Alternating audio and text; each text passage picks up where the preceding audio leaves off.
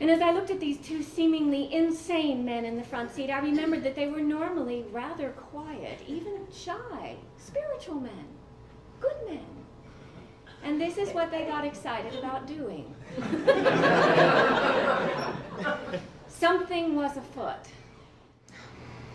It was kind of like the first time you have an orgasm. You may not know what's going on or even if it's a good thing, but you know you'll never forget it and you think you might want to try it again.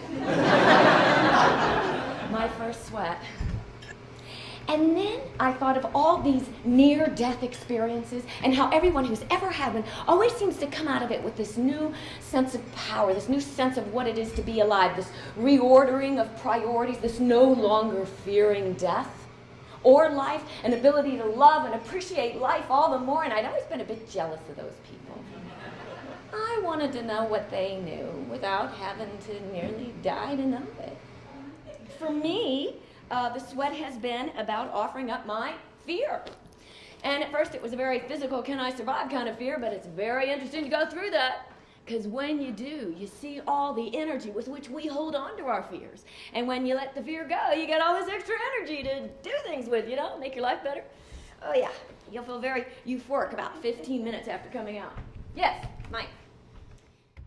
Yes, it is a kind of high. But I'm sure it's better for you than anything you may be comparing it to.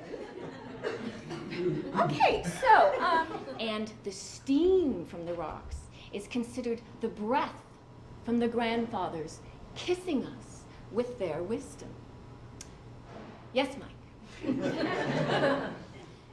A Vulcan mind meld?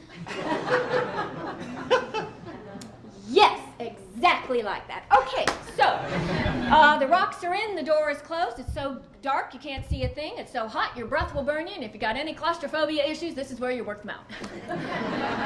No. My main fears were freezing, dying of thirst, and being attacked by a bear.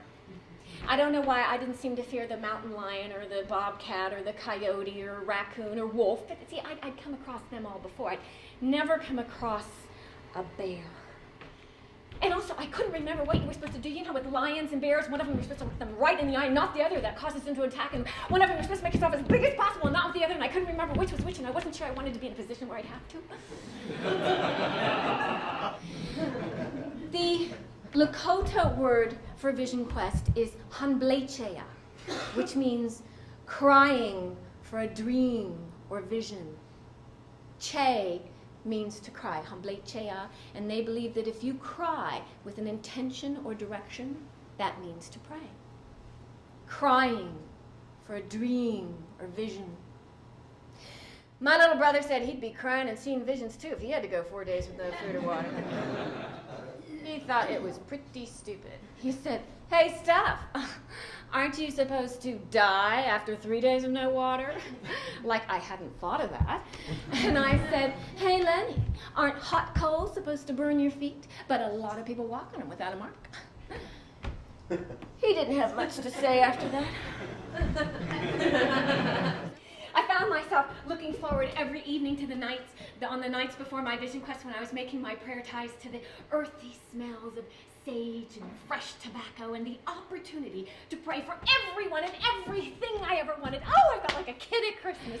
And then after I'd prayed for everyone, I'd pray for the dolphins and the rainforest and the earth. And then I still had another 100 prayer ties to pray. So then I started to pray for people I didn't like. Or people who tried to harm me or wanted to. Like our neighbor who has harassed me for the 3 years I've lived there because I don't park my car to her specifications.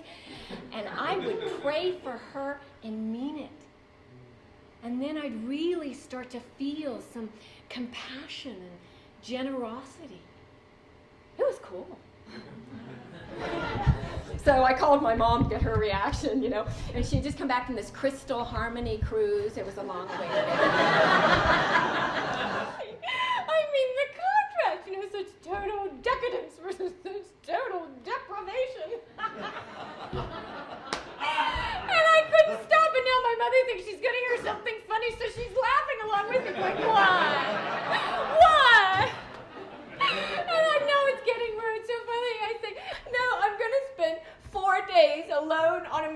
no tent, no fire, and get this, no food or water.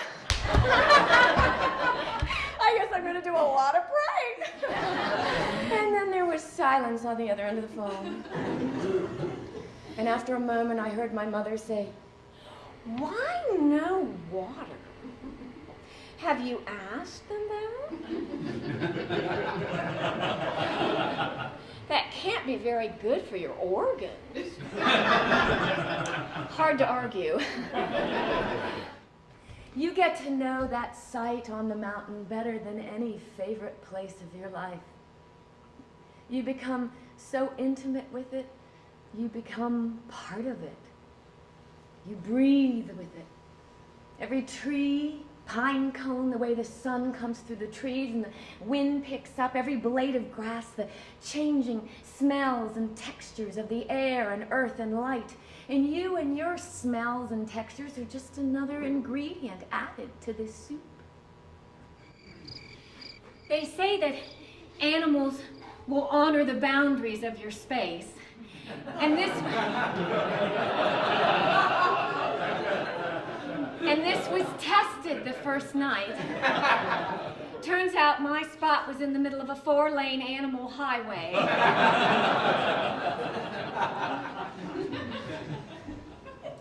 Yes, you get thirsty.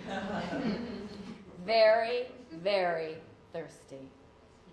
There is no way to describe the intensity.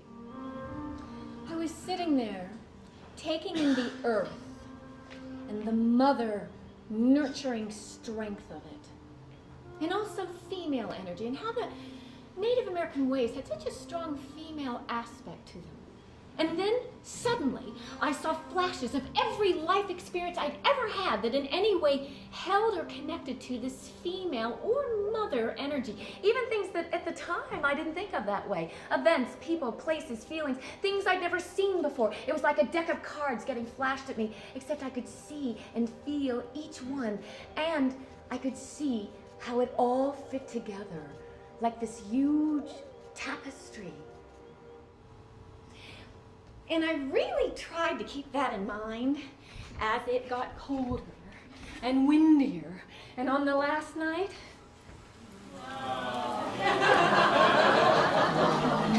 it rained all night. So now it was not enough to be cold and hungry and thirsty and exhausted and alone on a mountain in the dark. Now I was wet. I felt a moment of panic. The idea of leaving my nest to go face people seemed unnatural. Oh, my body knew it was time to drink water, but still I wanted to ask if I could stay just a little while longer, but I just couldn't imagine them saying, "Oh, okay, well, just let us know when you're ready."